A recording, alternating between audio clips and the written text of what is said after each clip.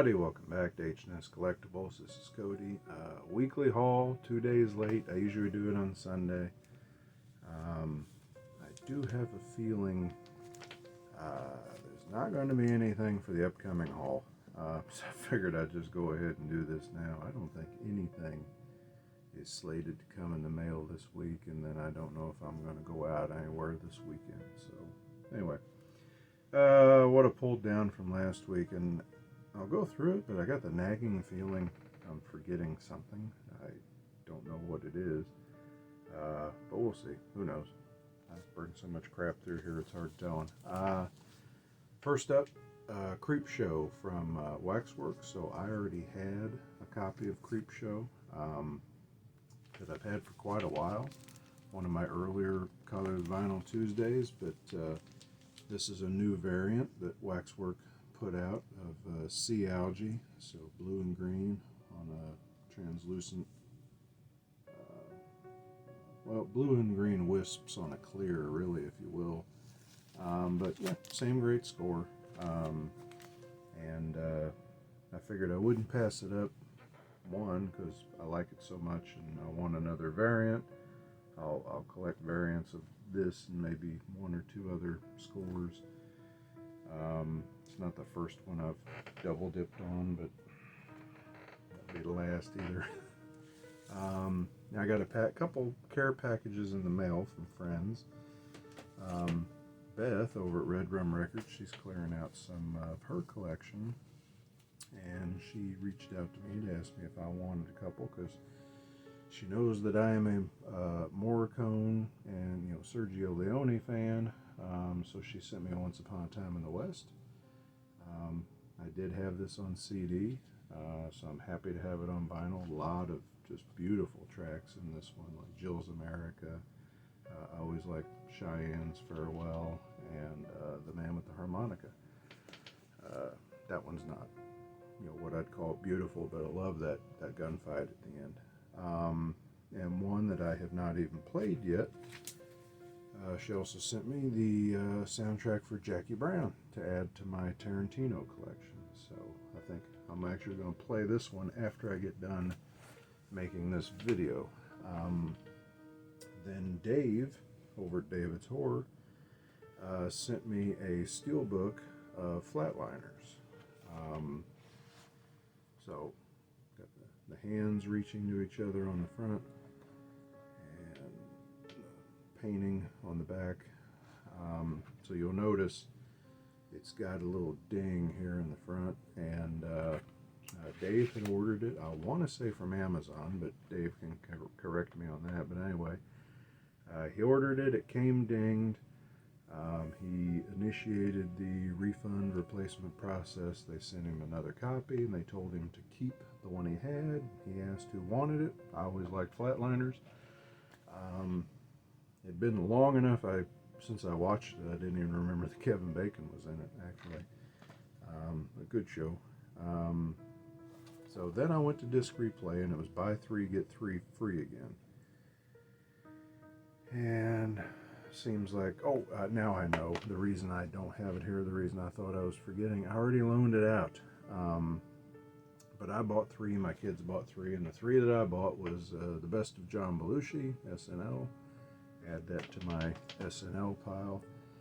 Rowan Atkinson Live, if you like Mr. Bean and Rowan Atkinson's brand of humor. This is great. 1 hour long live show, and he does at least 8 or 10 different skits in here. And the third one I bought that I loaned to my father, actually, was the 2005 TV version of the Poseidon Adventure, which I went ahead and got because it had Rutger Hauer, can't go wrong there. It had Peter Weller, can't go wrong there. Steve Guttenberg, Adam Baldwin, maybe another familiar face or two, but it was made in 2005, and what I'll say about it, it started off pretty hokey, like there was a takedown of a terrorist organization that just really felt hokey, even for a made-for-TV show, and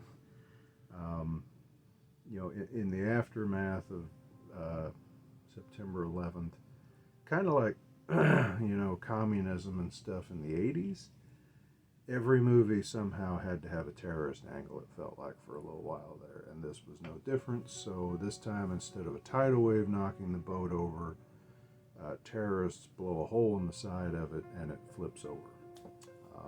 Which seemed like a stretch to me, but oh well.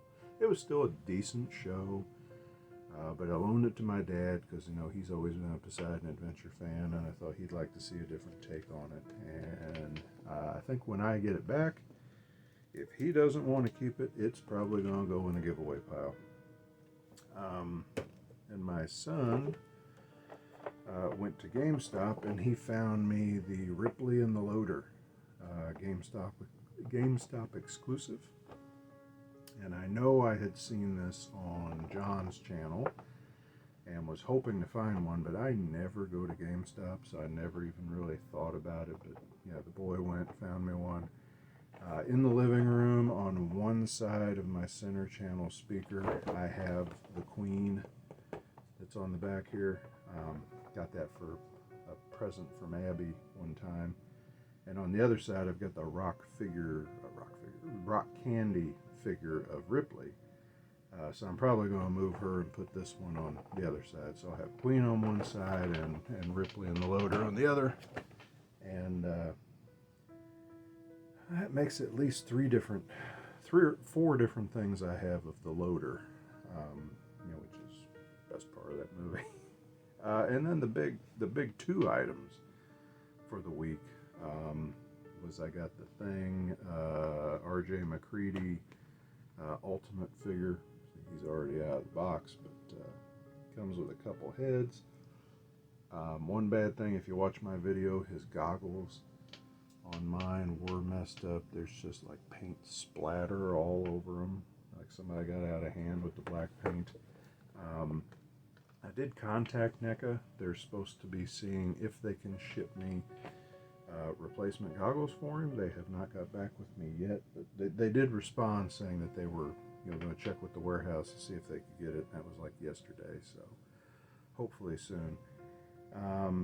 But the other thing I got in the mail, so, you know, here's the figure, and I've got a separate video on him and it. I got a flamethrower for him. So this was made by a very cool guy named David, who has a YouTube channel called A Shogun Named David TV, and there'll be a link to his video below. He has a video where he shows how he made it,